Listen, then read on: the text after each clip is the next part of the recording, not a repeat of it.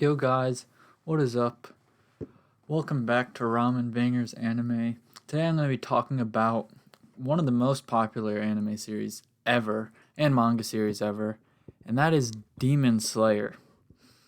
So I'm going to be reviewing it, but this review is going to be a little bit different because I want to talk about one thing specifically, and it is whether or not the series is kind of overhyped or overrated, and whether it's worth the watch or not.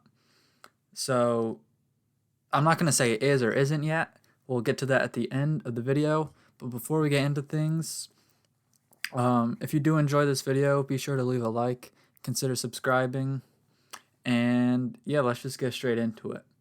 So I read the entire manga for Demon Slayer, but for the first part of this video, I'm only going to talk about the what the anime covered.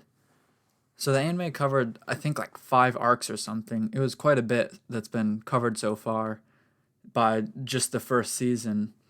And in those first 5 arcs, or however many it was, I think it's about 50 chapters of the manga, which is about a quarter of it.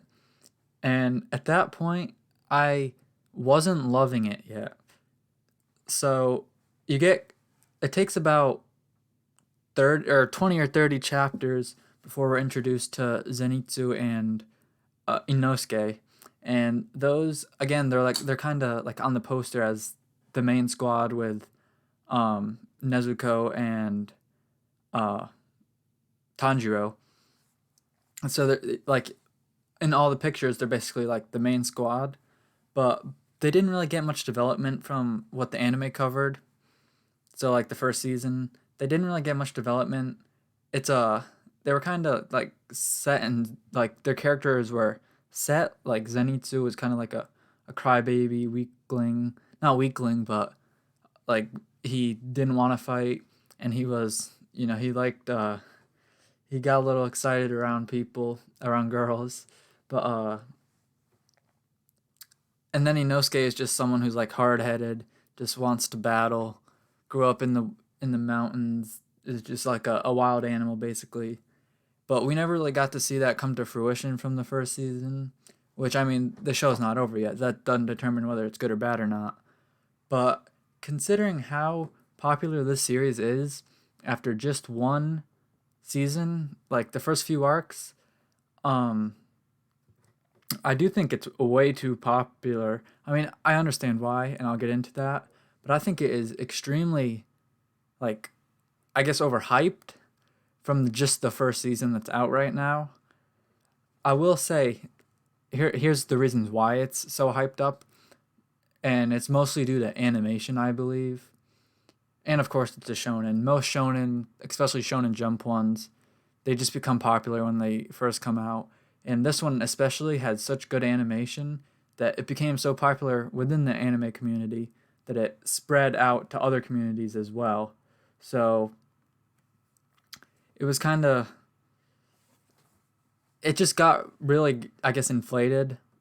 I don't know if that's the right word to use, but it just got really popular from, it got really hyped up, I guess. And like the story isn't that great from the just the first season. I mean, there are some great aspects to it, and like I thought one of the coolest parts was when Tanjiro has to split that rock, and then those two like kids show up to help him, and it turns out they were just like spirits. Like that part gave me chills, and I was like, whoa, this is actually pretty good. But then we didn't see much more like that, and so I do think the first season, since that's all that's out right now, and again, I have seen a few episodes, and the animation is beautiful, so I understand why it's. I mean, I consider it one of the best animated series, and I've seen, out of what I've seen, it probably beats almost everything that I've seen animation wise. Now, JoJo's I think JoJo's is my favorite like adaptation of a manga, just because of what they do. It's not necessarily animation, but it's like the onomatopoeias or whatever, like the text effects that like show up on screen, the Japanese letters that show up, and the music and all of that. I didn't really get much of that from Demon Slayer. I didn't think the music was anything special, The opening was all right, but I think especially just off of one season, it's a little too early to call this show like a masterpiece by any means. So the next arc is the Mugen Train arc, and I'm not gonna spoil anything that happens yet, but this arc is definitely where I started getting interested in the series, I guess more, because so they had already met at the end of the first season. They meet all the Demon Slayer Corps members, or the captains, I think they're called, and unless I'm confusing that with Bleach, but basically, the Mugen Train arc is one of these pictures has him, uh, Ryunosuke, I believe his name is. I'm pretty sure I got that right. It's the fire Hashira. Oh, it's the Hashira. That's what they're called. It's the fire breathing Hashira. He was a great character. He is a great character, I should say. And throughout that arc, I like how it focused on different characters, or at least him as a different character. And I think it does that through for the rest of the series. It kind of bounces around to different characters, different Hashira, and just focuses on them as characters. And I did like that about the series. It didn't from the first season. It didn't do any of that at all. All it focused on was the main four characters. But then once the Mugen Train arc starts, it really develops the world a lot, or at least the Demon Slayer core itself a lot. They get developed. So from here on out, I'm gonna include spoilers for the whole series for the manga. So if you don't want the series spoiled, even the movie spoiled, I would click away. But if you have read the manga, then you can keep listening. I won't. I mean, it wouldn't be spoilers because you know what happens. So, the Mugen Train arc, when Ryunosuke dies, which I almost accidentally spoiled before. Hopefully, no one notices. Anyways, when he dies at the end, I was really surprised. First of all, because I was like, well, I think I've kind of just gotten so used to shonen series not killing characters, especially newer ones. Like My Hero, no one dies. Um, I can't really think of any more off the top of my head that are kind of new gen. I guess One Piece would be one, Bleach would be one, even though they're not new. But not many people die in those series. I mean, in One Piece, only like three important characters have died so far, and it's 1,000 chapters in. I guess I guess there's a few, but they're just minor characters. Um, but even in Demon Slayer, until the Mugen Train arc, no one really died. Maybe a few background characters, which I did like. I do love when background characters just get killed off because it adds sort of more stakes to the fight. And seeing Ryunosuke, I hope I'm saying his name right. Seeing him die really kind of made me be like, whoa, this is actually a dangerous world. I would not really want to be living in it. Um, I think I'm gonna look up that guy's name real quick, just so I'm not getting it wrong. Uh, I was saying it wrong. It's Rengoku. I'm sorry. Um, Rengoku. I can't even remember what I was saying now. Oh, I said Ryunosuke. It's Rengoku. When he was the character that died at the end, but um, yeah, that really kind of I was just like, what? Especially since he was such an important character to the series, I was surprised that he died, and it really brought up the stakes. And even they didn't defeat the demon of that arc, so I was just like, whoa, there's actually like they're not just gonna win all the time. And then the next arc happened, which is my favorite arc in the whole show. It's the entertainment district arc.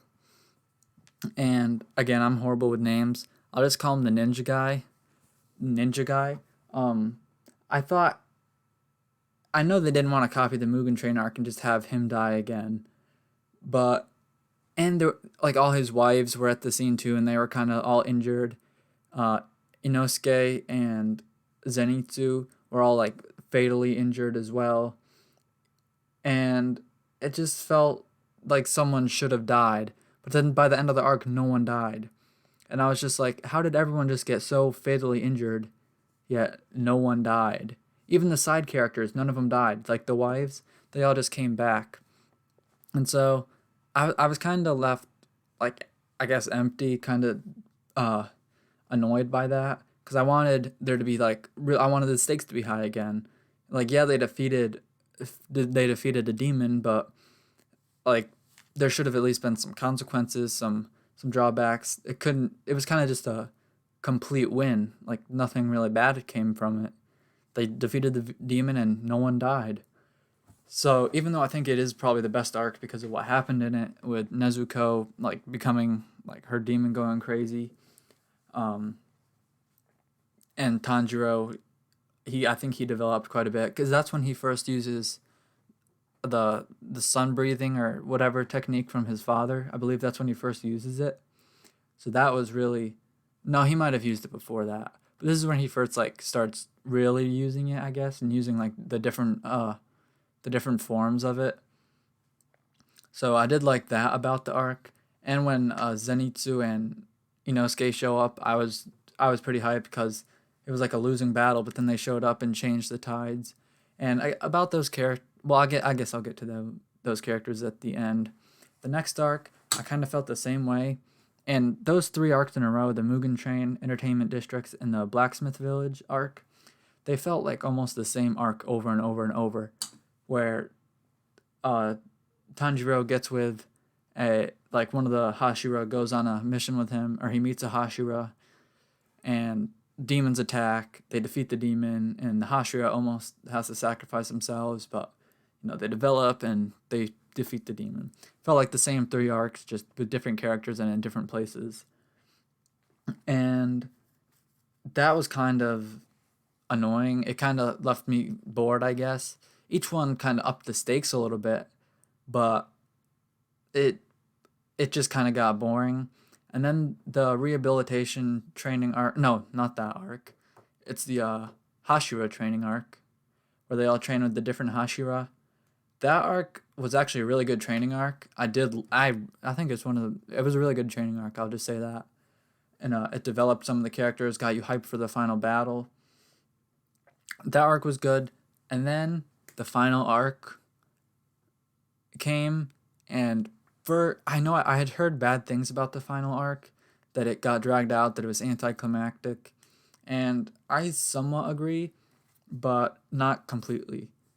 So it was a really long arc. It was like 60 chapters or something, but it wasn't really boring for like the first half of it. It showed different characters. Zenitsu got to defeat his, I guess, brother or adopted brother, and that was fun. He finally like got development, became brave.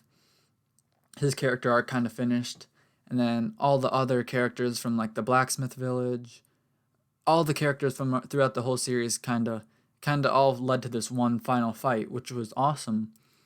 And then once they defeat all like the upper ranked demons, and they have to defeat Muzan, which I hope I'm getting that name right.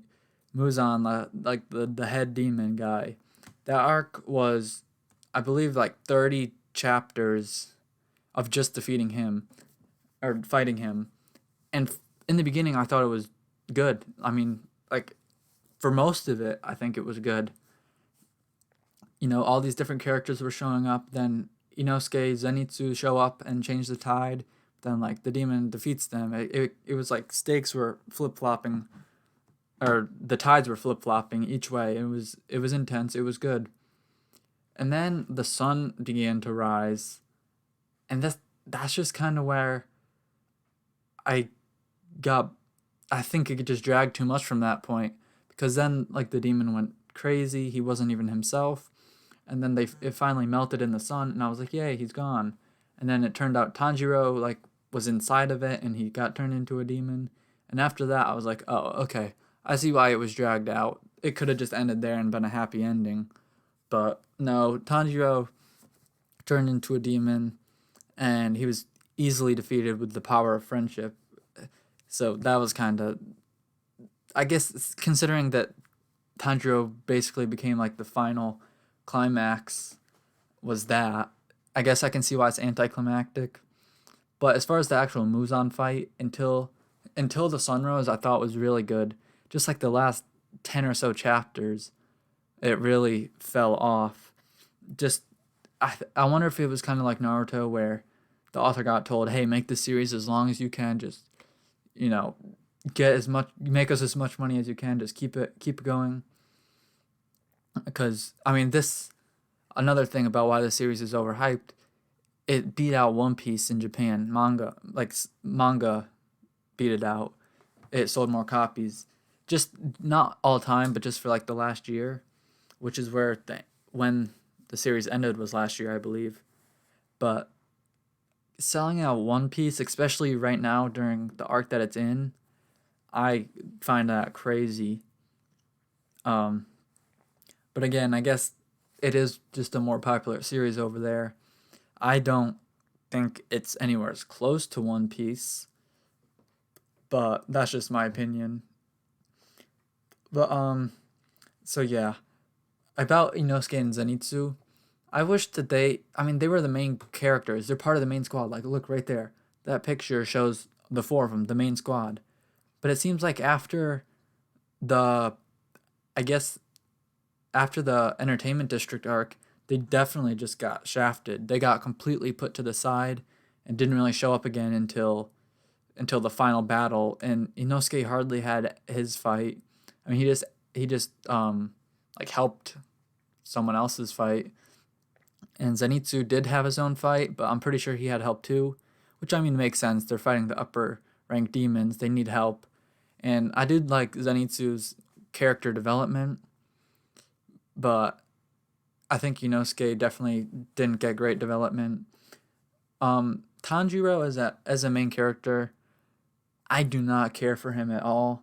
I think that he's kind of just one of those characters that is meant to just be a good guy, like always does the right thing. He doesn't really have much of like a internal conflict. He's not he's not really like drawn out, I guess. He's kind of just like the good guy. And he so that's why I guess at the end it was I just didn't like how he turned into a demon at the end. That would I say would be the only thing I didn't like about the ending was how he turned into a demon. It didn't really make sense with the story. It didn't really make sense how he was defeated. Just like power of friendship, okay. But I wouldn't say I just he's not one of my favorite main characters. There were okay, characters is one thing that this series it's either good or bad. I guess it depends how you like what you like. It develops nearly every single character. Like every single upper rank demon, it gives a backstory. Every single Hashira, it gives a backstory. And it's only like a chapter or two long each, but it really made the story drag a lot. And I honestly did not care. I don't even remember a single one of the like upper rank demons backstories. Maybe I do. I do remember the brother and sister one, and I do remember like the Tanjiro's or the upper rank demon one, the one that's like Tanjiro like reincarnated or whatever. But other than those, I don't remember them. I don't really care. It didn't really make sense. What I thought was gonna happen during the series was I thought that like these dark backstories were gonna kind of explain why Nezuko isn't like a bad demon. Like she doesn't fight humans.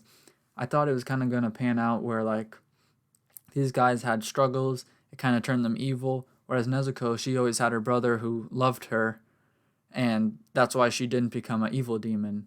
I thought like her lack of a backstory would explain why she wasn't an evil demon, I guess.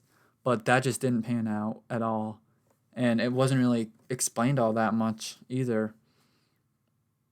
Why she was I guess it was just I didn't really explain why she was not an evil demon and why she didn't defeat human or fight humans or why sunlight didn't affect her after a while. Um so the ending of the series I guess could is controversial. I think it's not the worst ending, not the best ending. Didn't really make me feel like I wanted more because I was kind of, I guess, bored with it by that point. It really dragged towards the end with all those backstories. I do like how it did develop some of the, like the Hashira. The Hashira I really like. I like the Demon Slayer core. All the characters I think are quite likable, or they become likable over time after their backstory and development. But I wouldn't say that I love. I don't think the characters are a strong point of the series. I think again the strongest point is the anime, the animation, and just the fact that it's a shonen and just became popular. I mean, I don't really know how it became so popular.